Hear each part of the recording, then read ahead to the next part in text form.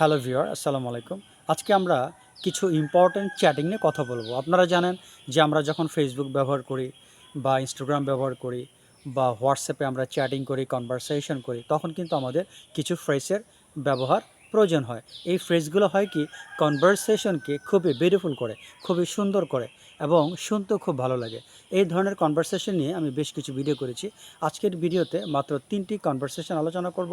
ভিডিওটি ছোট হলে সবাই সহজে বুঝতে পারে এবং এটি মনেও রাখতে পারে। তো চলুন আমরা 3টি ফ্রেজ আলোচনা করি। You made my day love.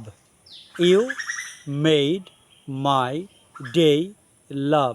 তুমি আমার দিনটাকে সুন্দর করেছ। তুমি আমার দিনটাকে সুন্দর করেছ।